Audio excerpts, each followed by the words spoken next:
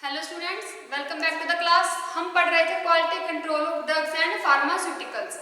Chemistry 1 का chapter है ये, quality control of drugs and pharmaceuticals. तो हमने आज पढ़ना है इसमें impurities and sources of impurities.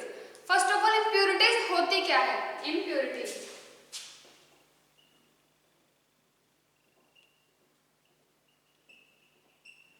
Impurity, pure मतलब शुद्ध, और जब इम्प्योर होता है कोई कंपाउंड तो उसको हम बोलते हैं अशुद्ध, यानी कि उसके अंदर कुछ ना कुछ उसके अलावा कुछ और कंपाउंड भी प्रेजेंट है जो हमें नहीं चाहिए। इम्प्योरिटी मतलब कि जो हमें नहीं चाहिए वो कंपाउंड उसके अंदर प्रेजेंट है। जैसे कि कोई एग्जांपल मान लो कि कनक के अंदर या तो सरसों मिक्स हो गई हो या फिर चावल मिक्स हो गए, तो क्या है कि उनके अंदर हमें नहीं चाहिए, यानी कि हमें चावल या सरसों नहीं चाहिए। वैसे तो सही है, बट हमें कनक में नहीं चाहिए, तो वो क्या है, उसके लिए एक इम्प्योरिटी है, अनवांटेड थिंग है जो हमें नहीं चाहिए। तो जैसे कि क्या हम क्या बोल सकते हैं कि इम्प्योरिटी क्या है? Any foreign material.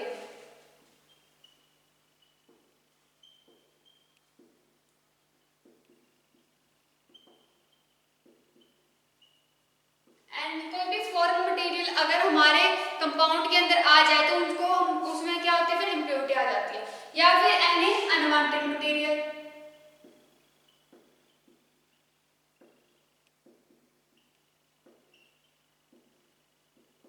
उसके जब अनवांटेड जो हमें नहीं चाहिए, या फिर आ जाए कोई हजार्डियस मटेरियल, या फिर एनी हजार्डियस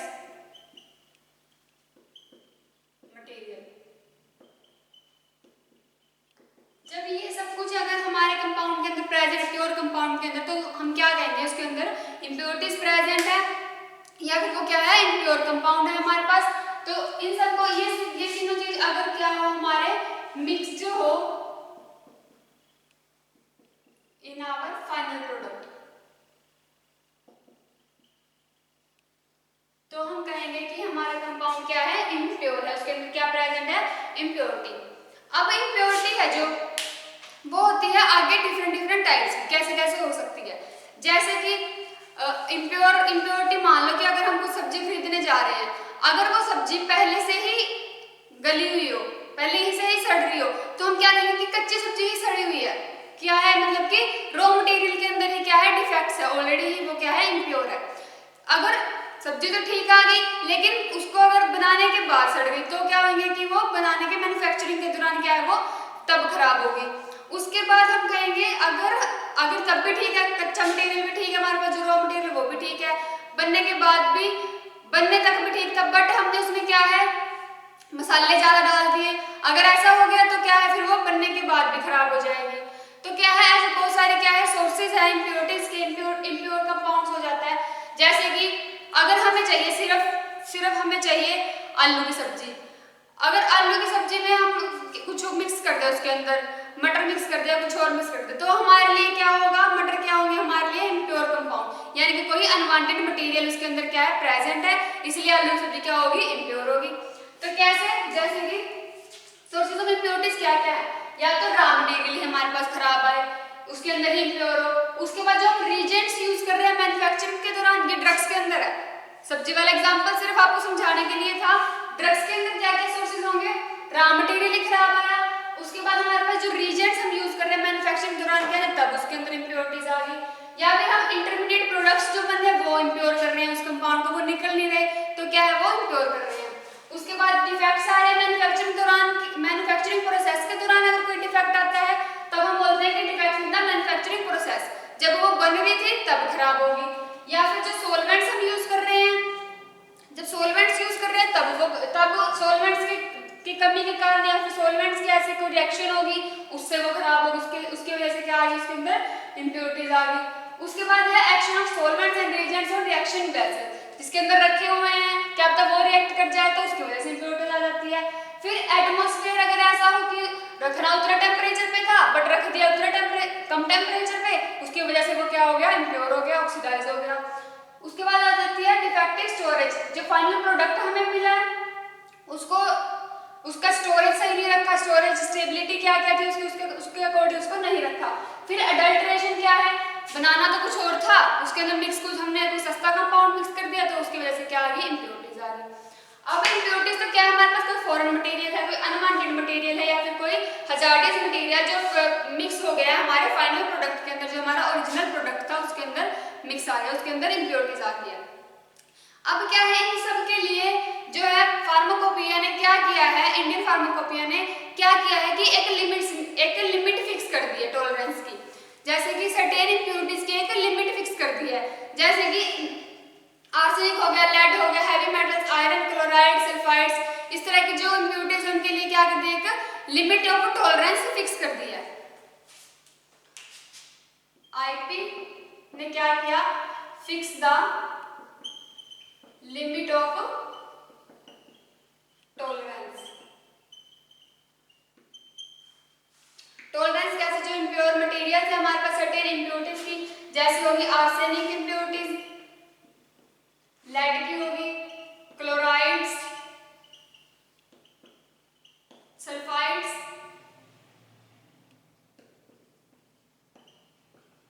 तो इस तरह के अगर इम्प्योरिटीज मिक्स हो जाए तो उनके लिए क्या है, एक लिमिट ऑफ टॉलरेंस फिक्स की है इंडियन फार्माकोपिया ने। फिर आते हैं हमारे पास सोर्सेज ऑफ इम्प्योरिटीज, क्या क्या सोर्सेज है हमारे पास इम्प्योर होने के। फर्स्ट हम इसको वन बाय वन रीड करेंगे, कैसे इम्प्योर होता है कंपाउंड।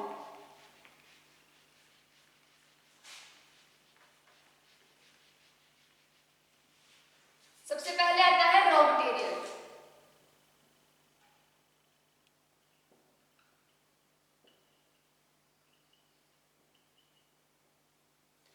रॉ मटेरियल माने जो हमारे पास जो हमने कंपाउंड मंगवाया था, उसके लिए जो हमने पहले कच्चा माल मंगवाया था, उसमें क्या क्या इम्प्योरिटीज हो सकती है। जैसे कि अगर कॉपर टर्निंग्स के अंदर हाइड्रोक्लोर जो H2SO4 है हमारे पास वो मिक्स हो जाए तो क्या बना देगा, वो कॉपर सल्फेट बना देगा, +2H2 + SO2 बनेगा, Cu + 2 H2SO4, तो उसने बनाया CuSO4, O2 गैस रिलीज होगी एंड SO2। तो ये हमारे पास ऐसे कोई टर्निंग्स के अंदर, तो जब हमने कॉपर टर्निंग्स यूज की H2SO4 में तो उसने कॉपर सल्फेट बना दिया। तो अगर ऐसा हो कि इम्प्योरिटीज प्रेजेंट हो तो क्या होगा, CuSO4 के अंदर 5 मॉलिक्यूल्स ऑफ H2 ऐड हो जाएंगे। अगर ऐसा आए हमारे पास तो हम क्या कहेंगे कि ये फर्स्ट एग्जांपल है, तो हम क्या कहेंगे कि CuSO4 क्या है, जो हमारे पास फाइनल प्रोडक्ट आया है वो क्या है, हमारे पास इम्प्योर आया है।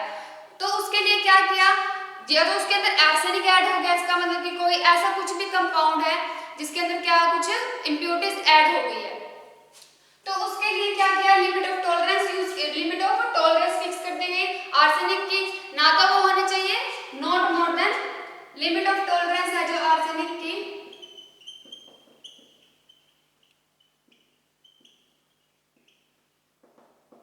नॉट मोर देन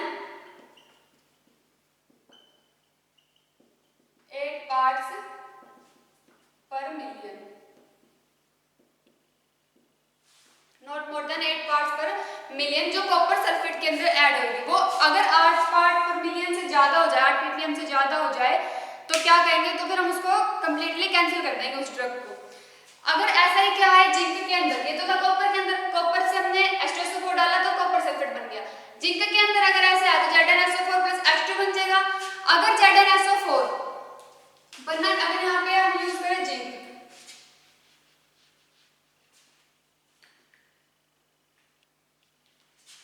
अगर हमने जिंक यूज किया प्लस H2SO4 तो आ जाएगा ZnSO4 + H2, ठीक है, H2 गैस इवॉल्व होगी।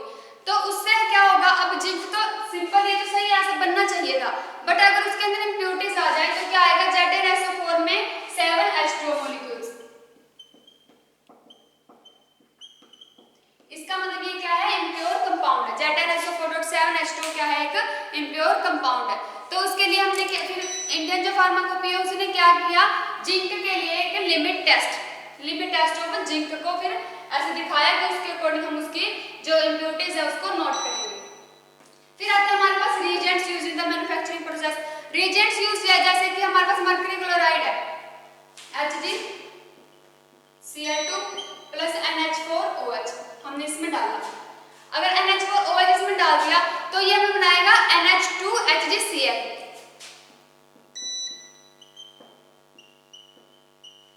इसके क्या बन जाएंगे, प्रेसिपिटेट। तो ये ऐसे क्या होता है फिर इसमें जो मैन्युफैक्चरिंग प्रोसेस के दौरान रिएजेंट्स यूज कर रहे हैं, अगर उसमें कुछ कमी मिस्टेक हो जाए, उसमें कुछ कमी हो जाए तो क्या आ जाता है, फिर इम्प्योरिटीज आ जाती है और फिर क्या होता है उससे फिर क्या आ जाता है, हमारी जो ड्रग्स है वो खराब हो जाती है, बेकार हो जाती है। फिर इसके लिए क्या किया, अगर मर्करी क्लोराइड आ जाए, प्रेजेंट हो जाए, तो फिर उसके लिए क्या किया, इवन फार्माकोपिया ने क्या किया, मर्करी के लिए लिमिट टेस्ट को, फिर लिमिट टेस्ट ऑफ मर्करी को शो किया कि हम उसके लिए क्या करेंगे, लिमिट टेस्ट शो करेंगे मर्करी के लिए। फिर अगर आ जाए उसके बाद हमारे पास इंटरमीडिएट प्रोडक्ट्स के अंदर, अगर इंटरमीडिएट प्रोडक्ट मैन्युफैक्चरिंग प्रोसेस के दौरान हो जाए, बन जाए एक एक्स्ट्रा प्रोडक्ट, वो ना निकल रहा हो, इवॉल्व ना हो रहा हो, बाहर ना निकल रहा हो, जैसे कोई गैस है वो बाहर ना निकले, तो फिर वो क्या उसके अंदर ही पड़ी रहेगी। तो उसके अंदर ही जब वो पड़ी रहेगी तो क्या वो इफेक्ट करेगी, ड्रग्स को भी इफेक्ट करेगी, हमारी जो हमने कंपाउंड बनाया, जो हमारा प्रोडक्ट है फाइनल, उसको क्या कर रही है, वो इफेक्ट कर रही है। तो इंटरमीडिएट प्रोडक्ट्स में हम यूज कर रहे हैं जैसे कि KOH है, KOH में अगर हमने I2 डाला तो वो 5Ki बना देगा, मतलब कि पोटेशियम आयोडाइड, पोटेशियम हाइड्रोक्साइड के अंदर हमने डाला I2, मतलब आयोडीन डाला, तो उसने बनाया पोटेशियम आयोडाइड एंड बनाया पोटेशियम आयोडेट, KiO3 बनाया प्लस 3H2 वाटर मॉलिक्यूल्स ने निकाल दिए। बट अगर क्या है, उसी के अंदर हम क्या यूज कर रहे हैं, चारकोल के अंदर अगर हम उसको डाल के देखते, चारकोल के अंदर 3KiO3 को चारकोल के अंदर अगर हम डालते कार्बन के अंदर, तो वो फिर और भी ज्यादा क्या बना रहा है, Ki बना रहा है, तो उसमें से क्या फिर कार्बन मोनोऑक्साइड निकल रहा है। अब कार्बन मोनोऑक्साइड क्या है, हैजार्डियस होती है, टॉक्सिक होती है, तो उसके लिए फिर क्या हुआ, आयोडेट के लिए, आयोडीन के लिए क्या है टेस्ट, फार्माकोपिया ने क्या दिया, एक आयोडेट का टेस्ट दिया, टेस्ट फॉर आयोडेट हम यूज करते हैं इंटरमीडिएट प्रोडक्ट्स में, ताकि आयोडीन का कोई कंपाउंड उसके अंदर ना रह जाए जो हैजार्डियस हो। फिर आया defects in the manufacturing process. जब डिफेक्ट्स मैन्युफैक्चरिंग प्रोसेस के दौरान कैसे, जैसे कि कैल्शियम कार्बोनेट था, कैल्शियम कार्बोनेट में हमने डाल दिया हाइड्रोक्लोराइड, HCl डाला, जब CaCO3 plus 2 HCl,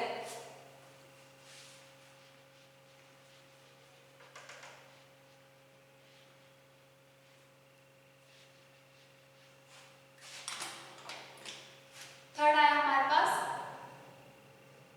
fourth, defects in the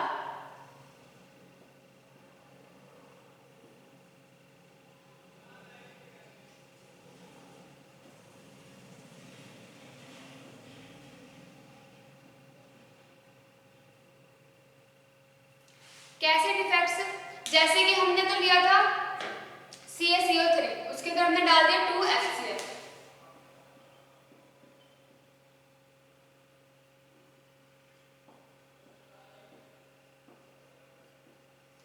तो क्या हुआ हमारे पास बन गया CaCl2 plus H2O plus CO2 gas evolve होगी।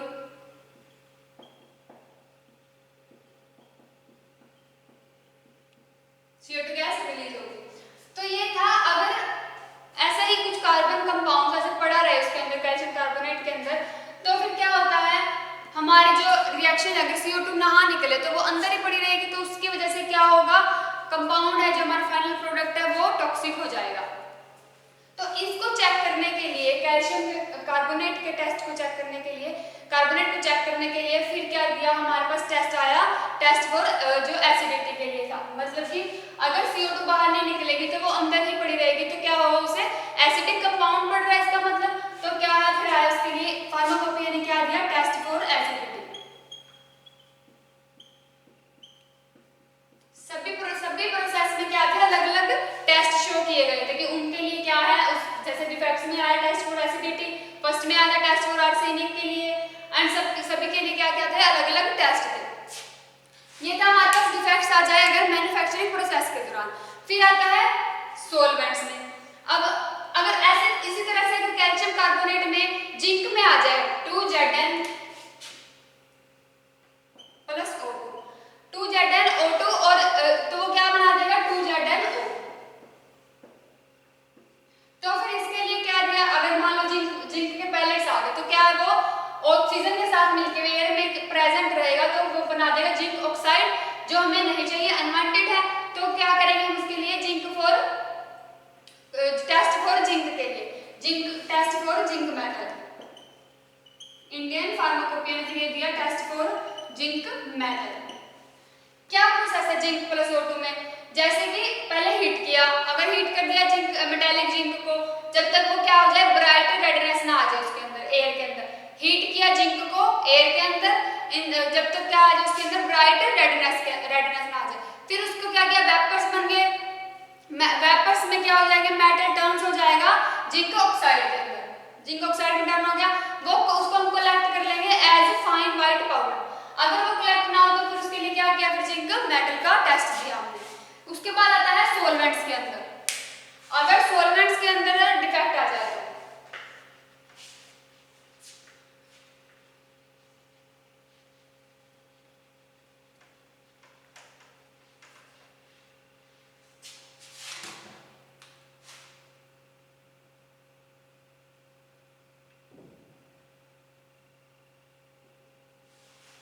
सॉल्वेंट्स मतलब कि जैसे हम वैसे तो यूज करते हैं वाटर, वाटर क्या है चीपेस्ट है, चीपेस्ट सॉल्वेंट है वाटर हमारे पास। जो कॉमनली हम यूज करते हैं specially in the manufacture of inorganic chemicals, क्या लिखेंगे solvent is the cheapest, water is the solvent cheapest, water is the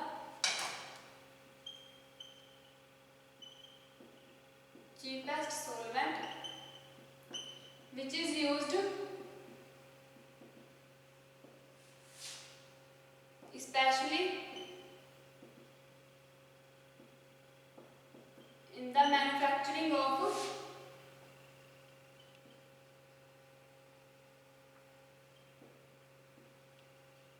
inorganic compounds।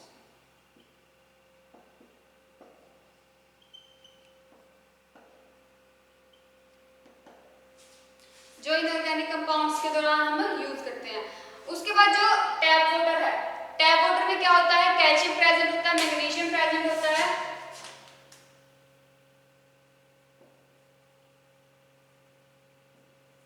Tap water के अंदर क्या क्या प्रेजेंट है कैल्शियम, मैग्नीशियम, जो हेवी वाटर्स होते हैं उनके अंदर मैग्नीशियम प्रेजेंट होता है, सोडियम क्लोराइड हो गया, सल्फेट होगा, कार्बोनेट्स होगा।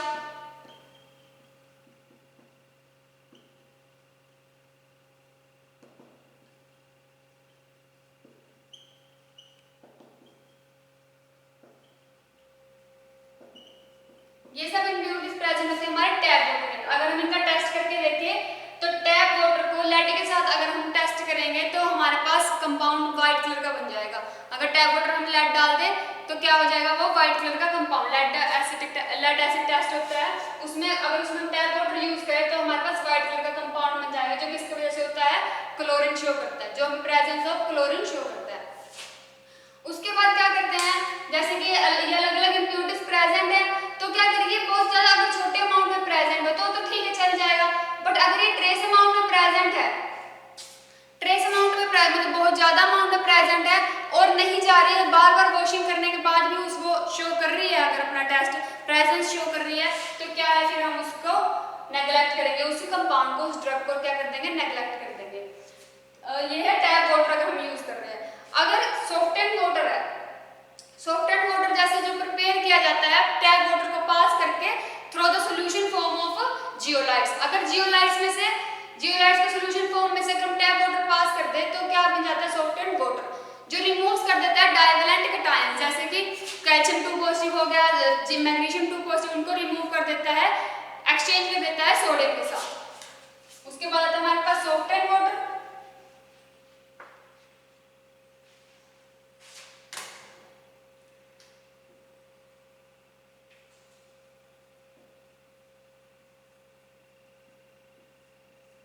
सॉफ्ट एंड वाटर में क्या होता है, सॉफ्ट एंड वाटर प्रिपेयर किया जाता है प्रिपेयर्ड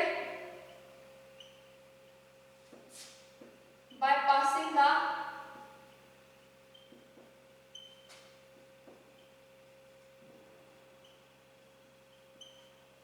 टैप वाटर को पास करेंगे अगर हम किसमें से सॉल्यूशन फॉर्म ऑफ जियोलाइट्स में, prepared by passing the tap water from solution form of zeolites.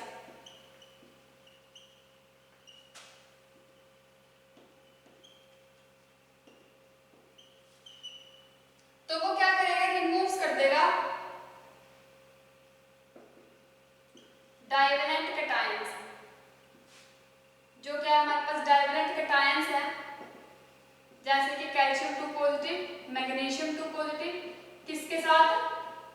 Sodium के साथ। सोडियम के साथ इन एक्सचेंज ऑफ सोडियम क्या कर देगा? रिमूव कर देगा डाइवैलेंट कैटायंस को। ये बनता है हमारे पास सॉफ्ट एंड वाटर, ऐसे बन जाता है सॉफ्ट वाटर। वो था हमारे पास tap water.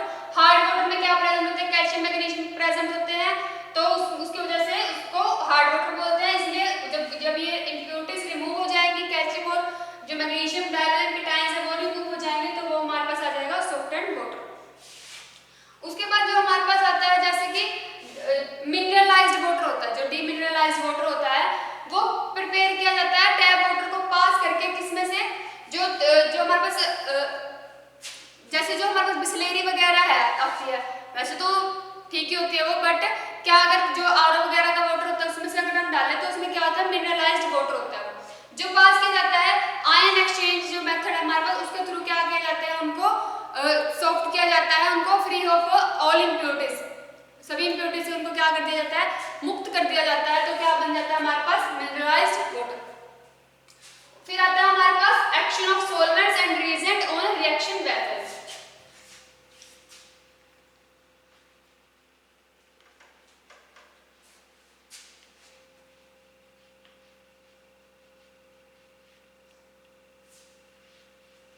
Action of solvents and reagents क्या करते हैं?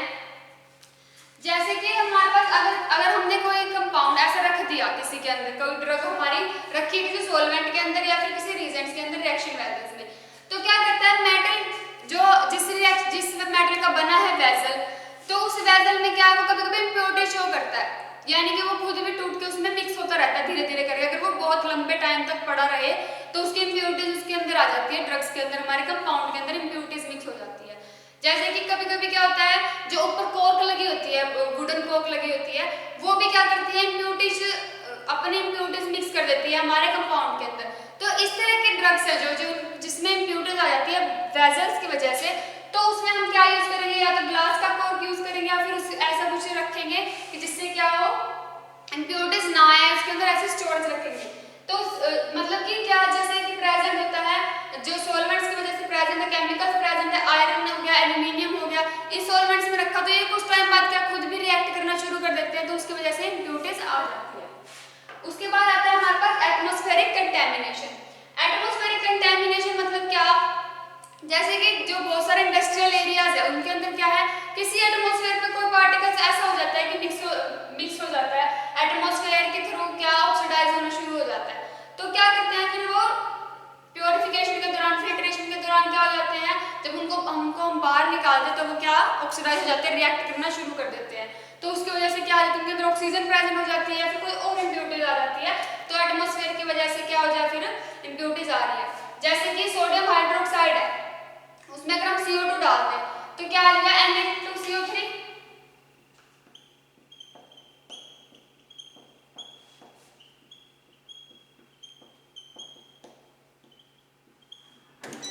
जैसे कि सोडियम हाइड्रोक्साइड है, अगर वो कार्बन डाइऑक्साइड के प्रेजेंस में आ जाए तो वो हमें मिल जाएगा सोडियम कार्बोनेट की फॉर्म में।